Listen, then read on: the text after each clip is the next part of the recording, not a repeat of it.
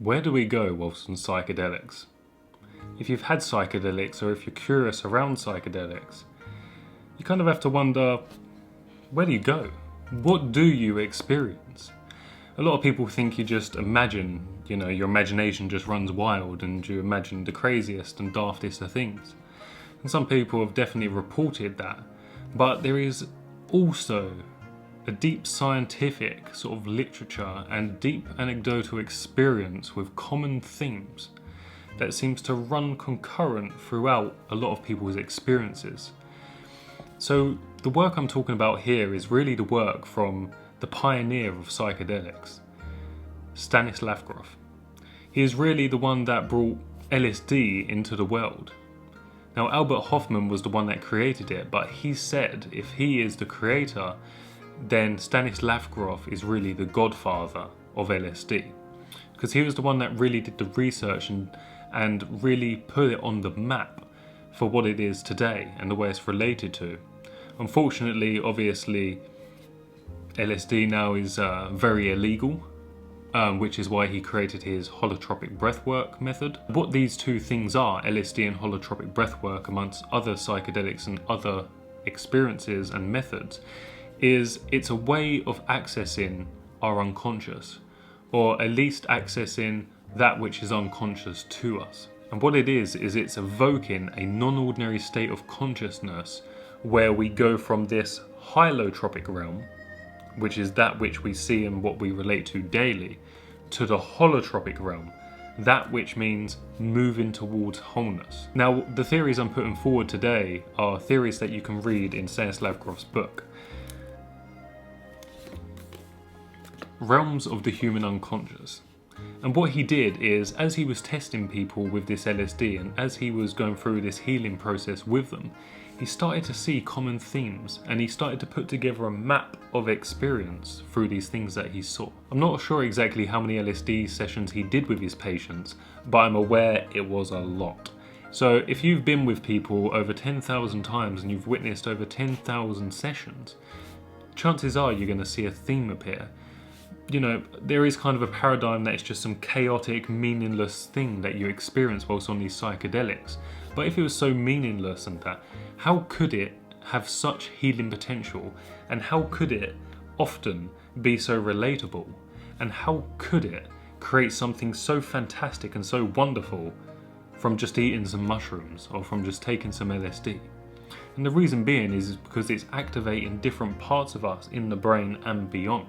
So now let's get into the three main themes that he saw concurrent throughout these different experiences. We'll start with the most simple. And the most simple is the biographical domain, or the psychodynamic domain. And that is basically our memories of this lifetime. So it'd be our childhood memories, our adolescent and adult memories. Often what we're accessing that which is unconscious to us. So typically repressed memories from early childhood is what can come up. Or if we had a traumatic crash or an event happen that was traumatic to us, we can relive that experience. The reason why we relive these experiences is because the psyche, our bodies and our minds are really trying to reach this wholeness. They're trying to repair. And that event was traumatic and it leaves part of us sort of damaged and left behind in the past. That's why we can have flashbacks and we can have different things like that happen. So really what it's doing is it's evoking, it's bringing it to the surface so that we can heal, we can come to terms with it and we can move on. So memories that you can have in the childhood, they can be very pleasant memories of, playing with mum and dad and being at the park, playing with your dog or something, or it can be traumatic experiences. If you was to have a dark experience of being molested, or if you was to have had an experience of strong abuse, physical abuse, or emotional abuse whilst you was young. These things can come to the surface and these things can come up during this. Things that perhaps you didn't remember whatsoever. Things that were, again, in the unconscious. Things that were so much for you whilst you was young. A 3-year-old that's touched up, it can't handle it. It's too much. It's disgusting. It can't handle that trauma. It has to do something with it. It's unbearable. So it splits it off and pushes it into the unconscious. and it becomes a vague memory. It becomes something that never happened, and therefore the psychedelic or the non-ordinary state of consciousness, whatever way it's induced, brings this thing to the surface. So this is the biographical or psychodynamic level. So if we're going to take the inward voyage a little bit deeper, we've got to be looking at the pre and perinatal experiences. These experiences are broken up into 4 parts: basic perinatal matrix 1, 2, 3 and 4. I won't go into that in too much detail in this video, but I can definitely do it in another video. So comment down below if you'd like to see that. So prenatal experiences. If you had a good womb experience, you can have an experience of floating in the amniotic fluid, of being held and connected to the Great Mother. And you can have experiences of living in aquatic life. So you can have experiences of floating in the ocean with dolphins and octopuses and different life forms like that. And that's a very pleasant experience. Usually you feel connected, you feel whole, you feel like you're in bliss. And it's usually water themed. But not all prenatal experiences are pleasant, of course. So if your mother was, a drug addict or an alcoholic or smoked a lot or didn't look after herself, perhaps she got extremely ill during this process and had to have antibiotics or something like that.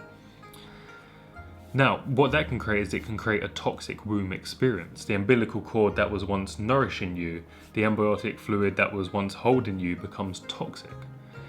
Maybe you have experiences of floating in toxic waste.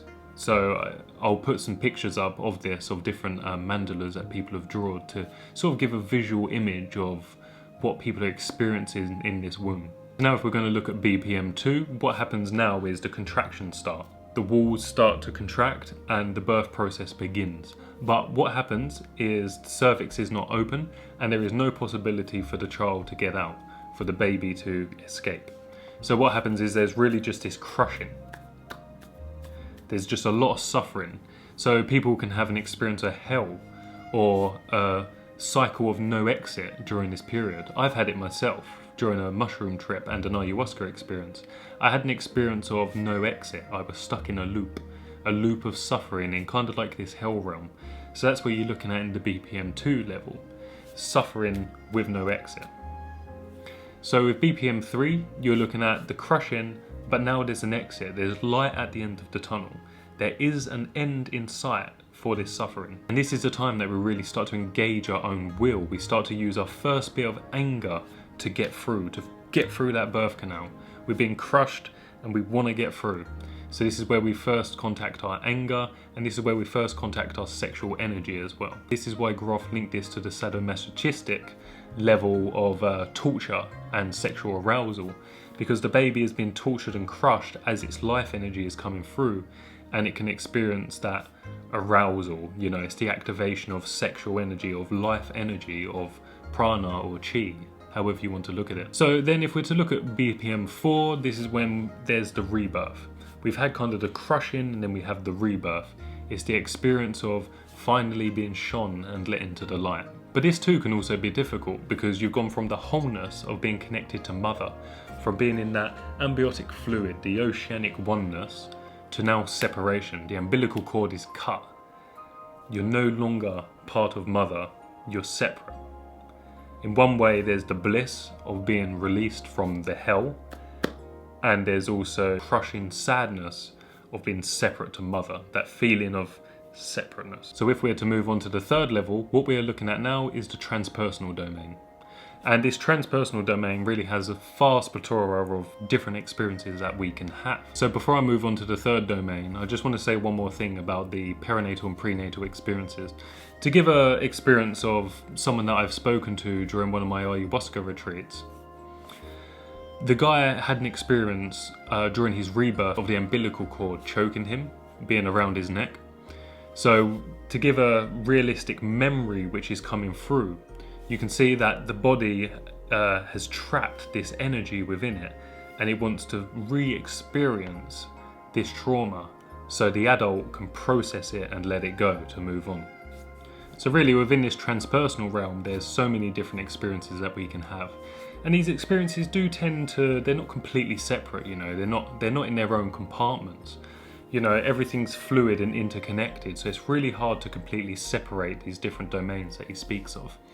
But if we're going to talk about the transpersonal realm, But the transpersonal realm really means transpersonal, it means beyond personal.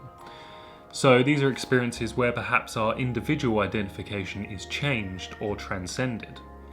So a more obvious example would be experiences people have of expanding into the universe. So different to the experience of floating in the embryotical fluid, we're now expanding and dissolving. The ego, the separation, the witness, and the source of us merges, and we lose that sense of separation. We become the entire universe. That is the highest level of transpersonal that we can reach. Or, as Ramdas says, to keep the Buddhist happy, you go beyond the bliss and into the void. You move to a place of paradox, a place where there's a pregnant emptiness, a numinous darkness. You know, it's all paradoxical, it doesn't make sense. And they say that this is really the place that the universe kind of emanates from. It's the ground of our being. And people can morph into different animals, they can morph into different plants. People often become snakes or jaguars, or they can become trees or plants. And they can go back into time and be all these different kind of creatures. They can even become minerals, they can become rocks or stones or something of that nature. These are really where the archetypal experiences come in as well, where they can have the experience of being either Kali or Shiva or deities of other traditions. They can identify and become that.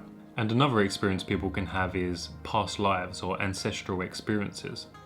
They can go back into their family lineage, or they can experience a past life where they literally become a past self. And when they come back to this reality, it's sad, they have to grieve. But often what happens is there's a particular way someone has died in a past life, and by accessing that, by remembering that, they begin to be able to release this trauma. For example, there have been people that have suffocated or had shoulder injuries in this current life that in a past life died through either a shoulder wound or through drowning. So there seems to be a string of events, a complex which reaches between lifetimes, a chain of events which links us. So it's releasing this generational trauma through these past life experiences as well. So people can have racial or collective experiences too.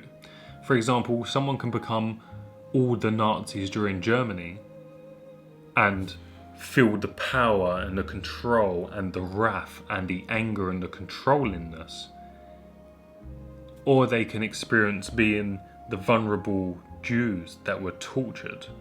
They can experience the helplessness and the fear and the tragedy. So people literally can identify as an entire race. People can experience being all of the females or all of the males that have happened throughout time. And they can experience the trauma of war or the trauma of childbirth through the woman.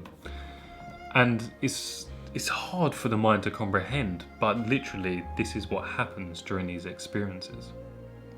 So I've covered the biographical, the pre and perinatal experiences, and the transpersonal experiences. There is way more to it, this book is so dense, and I'm kind of just going off of this from the top of my head.